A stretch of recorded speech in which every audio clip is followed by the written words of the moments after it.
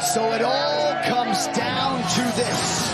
For the Los Angeles-born, Las Vegas-based Khalil Rountree Jr.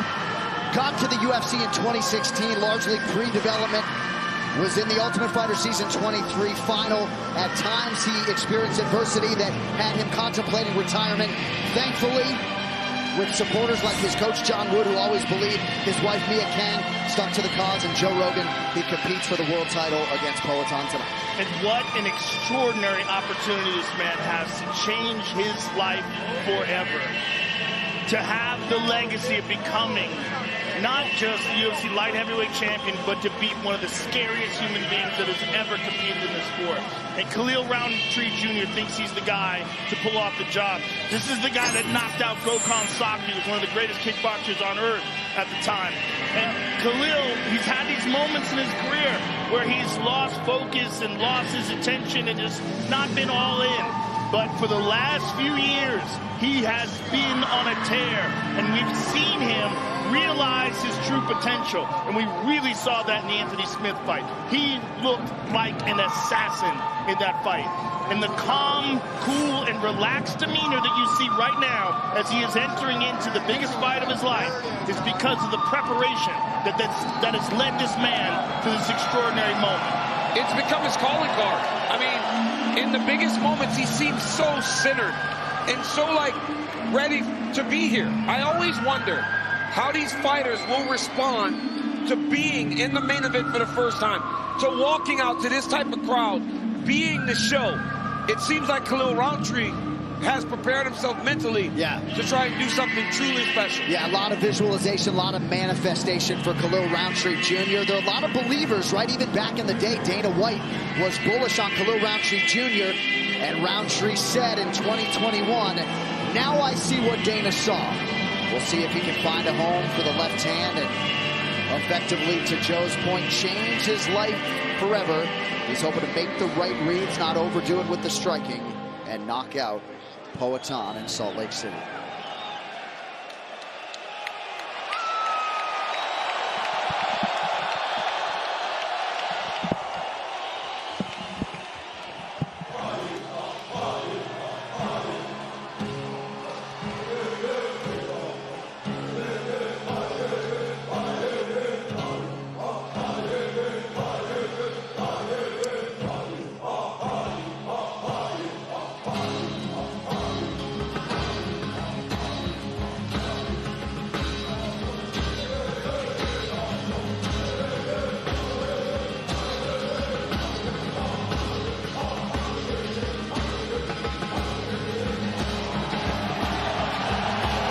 This is my favorite walkout in all combat sports.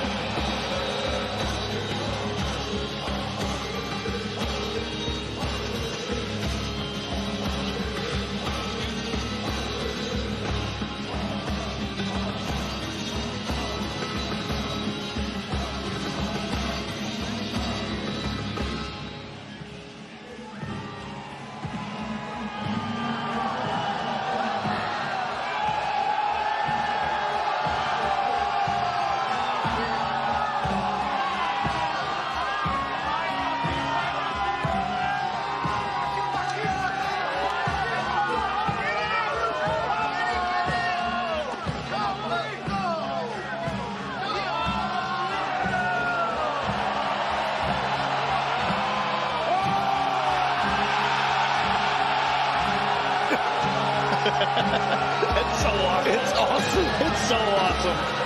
The fan response to Alex Poatan Pereira over the last 3 years is indescribable. Enter the UFC light heavyweight champion, former middleweight champion out of Sao Paulo, Brazil, Alex Pereira.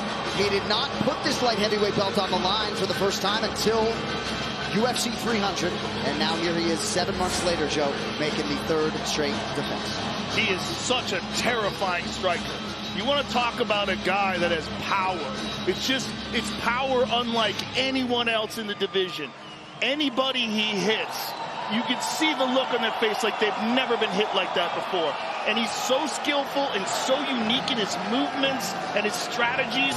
It's going to be impossible to find someone to replicate that style in the gym. for me, it's crazy to think that he keeps saying he wants to go back to 185. He's massive at 205. He's a huge guy that seems like he's every bit of 230 pounds. But when you talk about Alex, they're chanting Chama. You know the one thing he said about starting, and Joe, you could understand it. He said the things that he could do before he can't do anymore. I said, is this just in Brazil? He said, no, it's everywhere now. And that's from being the headline at UFC 300, being the headline at 303, headline in Madison Square Garden twice against Israel Adesanya. This guy's level of superstardom has now crossed into not just MMA star, but actual star. It's because he fights all the time.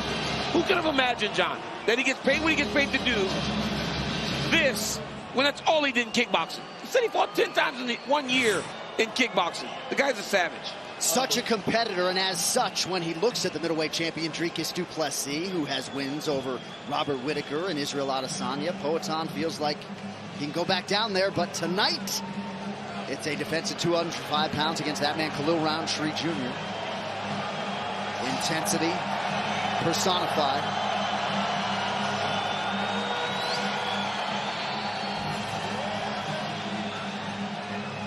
What a moment right here. It's like this every time he fights. But just this moment, these two guys just looking at each other across the octagon. This extended stare down. It is awesome, man. There's nothing like a UFC title fight. I'm telling you, I say it all the time. Everybody talks about other sports. Like, man, this is crazy being in here.